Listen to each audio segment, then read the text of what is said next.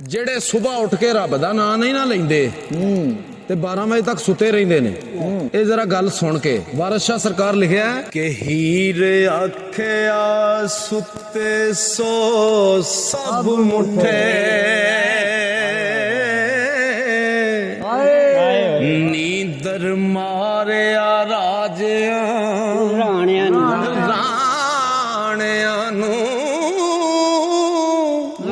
ਨੀਂਦਰ ਵਲੀ ਤੇ ਗੌਸ ਤੇ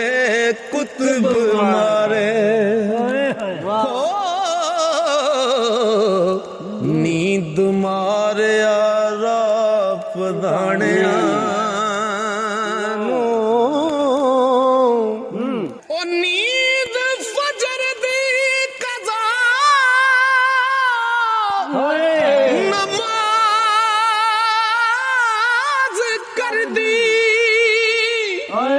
ਸ਼ੈਤਾਨ ਦੇ ਤੰਬੂਆਂ ਤਾਣਿਆਂ ਨੂੰ,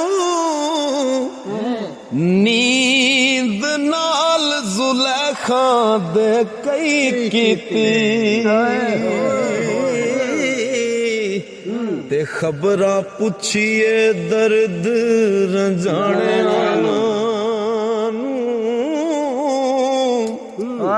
ਉਹ ਨੀਂਦ ਵੇਖ ਜੋ ਸੱਸੀ ਨੂੰ ਵਕਤ ਪਾਇਆ, ਉਹ ਫਿਰੇ ਢੂੰਡਦੀ ਯਾਰ ਵੇ ਆਣਿਆਂ ਨੂੰ,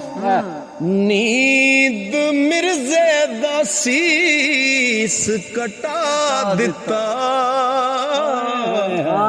ਕੱਤ ਕੱਖਾਂ ਦੇ ਵਿੱਚ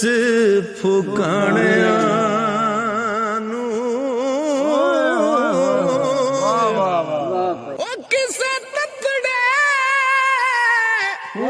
ਵਕਤ ਸੀਨਿਓ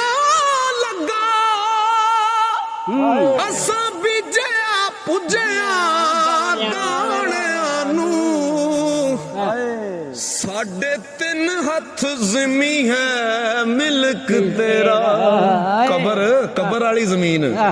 ਉਹ ਸਾਡੇ 3 ਹੱਥ ਜ਼ਮੀਨ ਹੈ ਮਿਲਕ ਤੇਰਾ, ਵਾਰਿਸ ਸ਼ਾਹ ਕਿਉਂ ਵਲੇ ਵਲਾਣਿਆ